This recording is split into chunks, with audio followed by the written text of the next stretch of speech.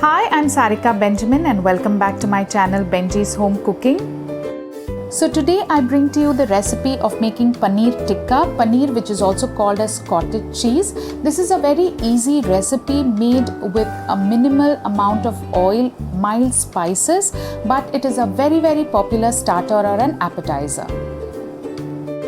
Here I have taken about 275 grams of fresh paneer and I have cut it into cubes. We are going to marinate this paneer so that it is flavored from right inside. Just a quarter teaspoon of chili powder, some salt and quarter teaspoon of ginger and garlic paste. Whenever paneer is cooked, it is well flavored from the outside, but when you bite it, there won't be much of a taste inside. So this allows the salt to penetrate inside. The next step for the binding is about 2 to 3 tablespoons of gram flour, which you can slightly roast it. And now we start the marination. Now it's time for our second marinade, and this is with curd. I've taken about 150 grams or half a cup of curd. This is thick homemade curd. You can check out our video how you can do that. A teaspoon of chili powder, quarter teaspoon of turmeric powder, a teaspoon of cumin and coriander powder, a teaspoon of chaat masala, half a teaspoon of carom seeds or ajwain, then a teaspoon of kasuri methi, a teaspoon of ginger and garlic paste, and about 3 teaspoons of roasted gram flour. The gram flour will act as a binding agent and will keep all the masalas together.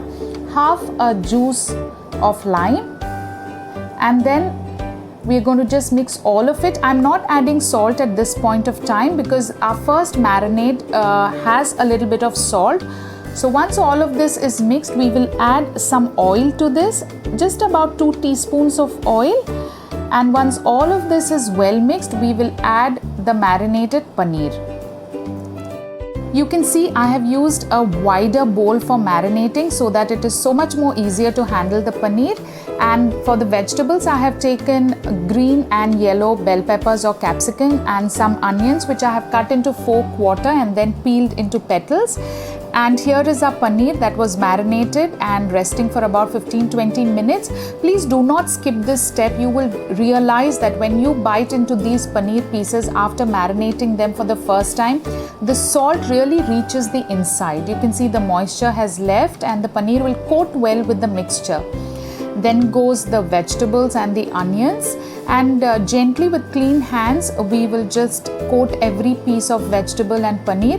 Now this is what happens when you have a broader vessel or a bowl in which you're mixing. It's so much more easier and you don't damage the paneer or it doesn't break. A little bit of salt at this point of time, keeping in mind that there was salt added initially in the first marinade. You can keep this marinade for 24 hours. It's like a pre-prep. If you want to do this, you can keep it and do it at a later stage, but I'm going to marinate it at least for 2 hours. And after a couple of hours, you can see the curd mixture or the marinade has stuck to the paneer and coated it so well. The traditional way of making paneer tikka is putting them on skewers and use a tandoor, but since we don't have a tandoor, I'm going to do it on a frying pan. But skewers are not something very common that we have them at home, but this is one way of doing it. You just push the vegetables first and then the paneer. Paneer is very soft in texture, so when it touches the heat, it kind of melts and becomes super soft. So the vegetables holds it together.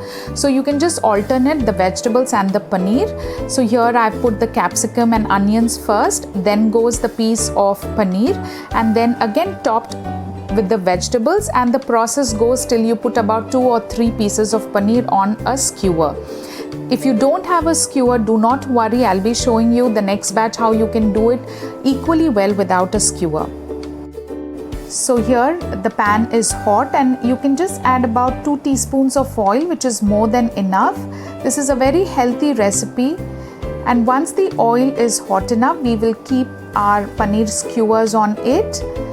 As you can see, it's a very healthy recipe, a simple pan, simple marinade mixture. There's nothing very special about it, but the outcome is so delicious.